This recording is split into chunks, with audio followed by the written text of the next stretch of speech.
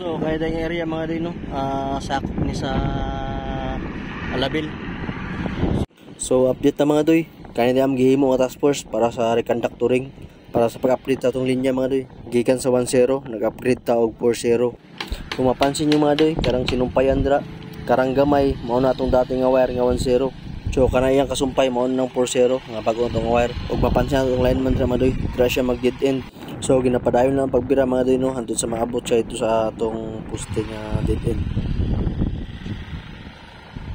So mao na itong tumoy sa atong bagong nga wire mga doy, katong 4.0. So ang tawag ana sa ilang kinakunikan, mao na to atong string clamp. Mao na mo silbi nga mo pugong sa wire nga mao po nang ikonekta sa atong suspension insulator. So mao na itong bagong nga wire mga doy no, itong 4.0. So abutas tumoy, ginaradsit na ito sa pikas. So pa-final na ni.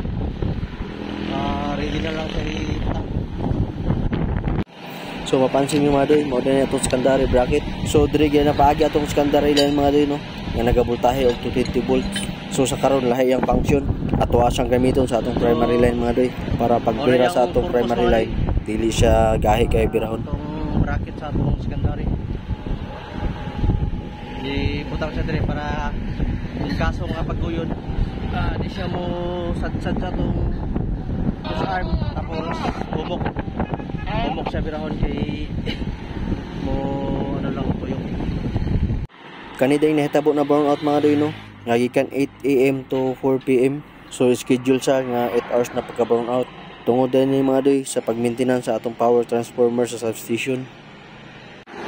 Og mapansin niyo kay day mga doy, mao nating ginatawag nga roller. So ang purpose jud niya man sa ginagamit yun sa pag-reconductoring, para pagbibira sa tong wire dili siya sapnot o dili siya gahi birahon. Kopya.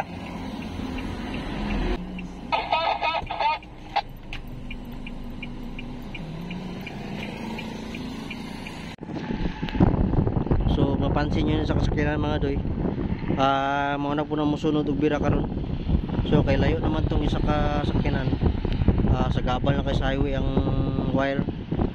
So may tabuan na kuhaon na isa sakyanan ng wire dira, tapos pagtapos siya lang po na magpadayon ng bira.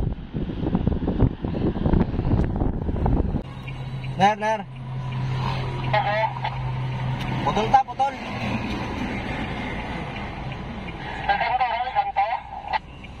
Roger.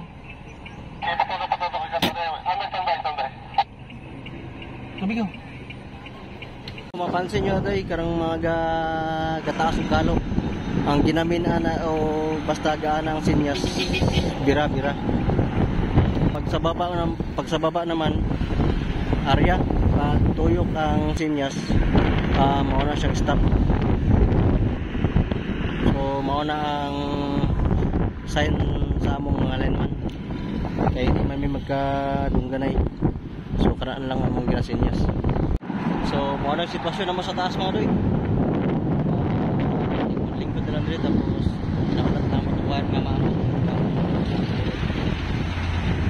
So init ang panahon pero dili sakit kay hangin man sa taas.